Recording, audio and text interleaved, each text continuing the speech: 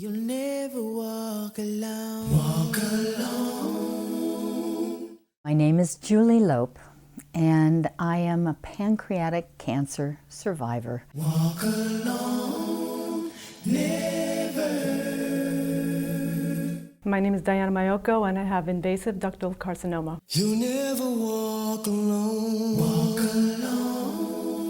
My name is Frances DiLorenzo, and I was diagnosed with breast cancer approximately 10 months ago. Walk alone, never.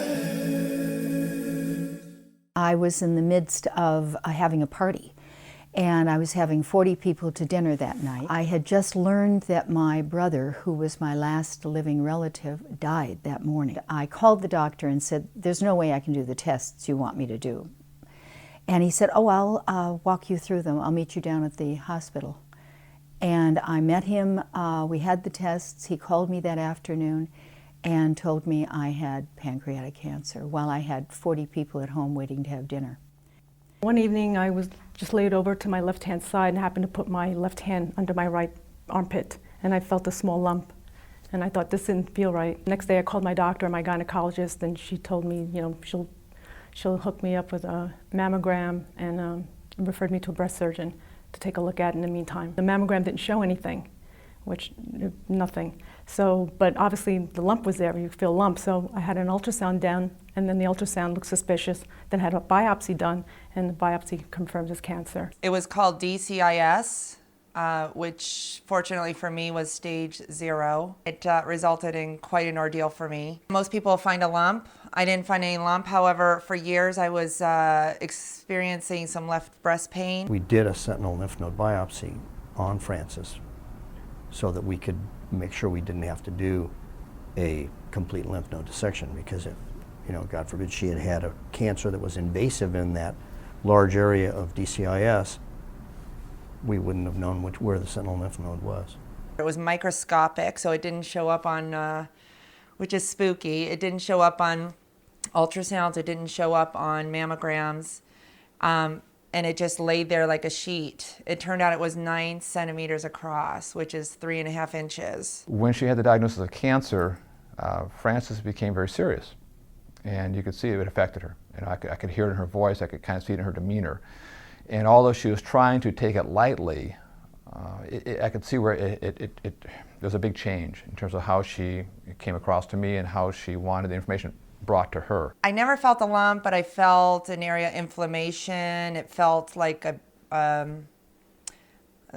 duct might have been clogged or something. And it was always in the same area. I got pregnant shortly after my first one. I kind of had my kids back to back, which I always joke about because I didn't know you could get pregnant that way. But anyways, I did. Ladies, have you ever had that 6 a.m. wake-up call? We're all cozy and ready and and all of a sudden, bing, bing, bing, ding, ding, bing, bing, bing, ding, ding, ding, but it wasn't his elbow. And as a comedian, she's hilarious. I mean, she's one of the funniest ladies that I know. now my boys are getting a little older, so now we can't even talk about sex around the house, because, they start asking questions, so I have to use code words. And as a person, she's just a wonderful, warm, good-spirited lady, and it comes out in her work as well as her personality. I couldn't believe it. It's like 6 a.m. and you want to do jumping jacks? I'm like, that is insane, But I was like, what the hell, So, I jumped, he jacked, and Most comics, will take the tragedy and try to put it into their act.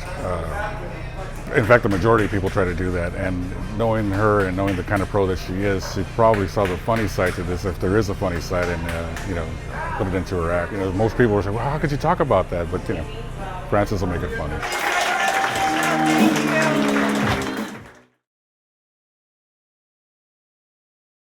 I've been fortunate enough to meet people with different ailments, specifically with cancer. I mean, there's been several different situations where I've come across individuals who were fighting. Up high and don't be afraid of the dark. It's not about being a celebrity to me, at least not to me it is. I see it as an opportunity to doing music and eventual things that may come to pass as a format for me to grow upon and actually be able to reach out and help people, you know, without borders here. You can't save the world, but you can do your part in saving people.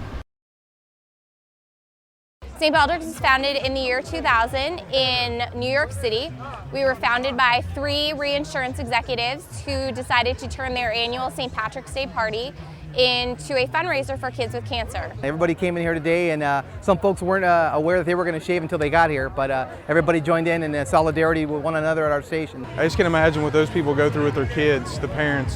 To have something that major, just I can't imagine how people deal with it and the strength and what it takes to do that. So it seems like such a minor detail to give some hair away. We've since grown to have over 650 events throughout the country. We've had more than 140,000 people shave their heads, and we've raised over $81 million in 10 years. We have to stand up for each other. I mean, we're all part of the whole race that we're running here, and we really have to get each other's backs. Shocked, spacey, numb, unbelieving, beyond any experience I've ever had in my life. I felt healthy. I just went out and sat on the grass and tried to understand what was going on. I kind of expected it. I had a gut feeling that it was going to be. I'm a survivor. I'm the one that people have to know about. I'm pretty much a fighter, and I'm not a victim, and I just thought with all the research that I've done beforehand that I was just going to deal with it and just get past it. And now I get telephone calls from all over the United States, from PanCan. I'm on their buddy system where people who want to talk from me. Last week, for example, it was unusual. Usually once a week, once a month, I get a telephone call. This was 4 or 5 in 1 week. And it reminded me to practice what I preach. When I finally accepted it, the fear was with me. When I let the fear kind of subside, and when I went through the acceptance, then the strength started coming. Her physical state really was wearing on her at that point. I just pictured myself standing on this, this bank with this very deep cliff, in front of me, and you see those swaying bridges. I remember just hugging her and just telling her that it doesn't matter how she looks. I mean, I married her for her inner beauty, who she is. I personally don't like heights, and I'm not that gutsy, and I thought, I have to cross this bridge. I have to get to the other side. I just have to get to the other side because I'm standing right here and something behind me wants to get me. And I can either stand here and crumble or I can get to the other side. And when I get to the other side, I'll look behind me and all that crap's going to be on this side of the bank, not on that side.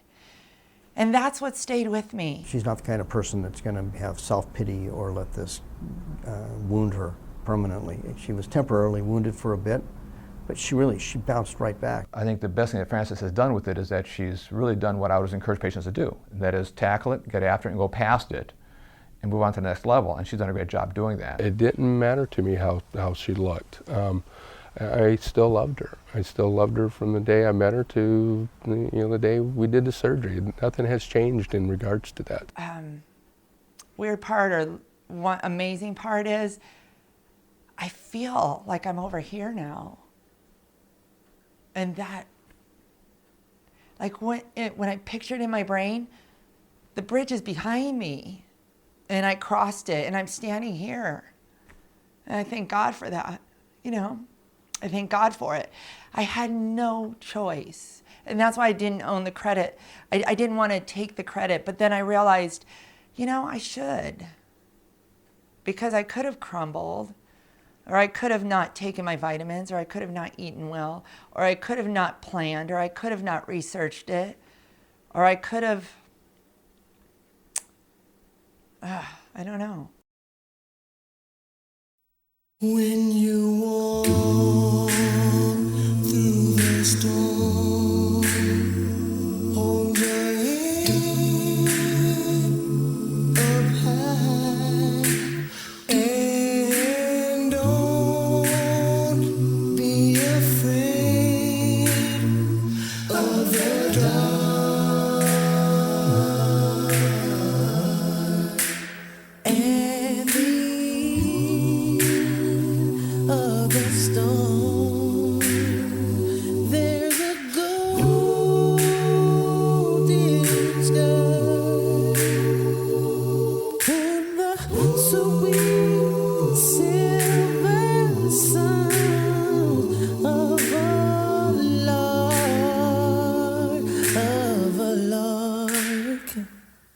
Walk on through the wind.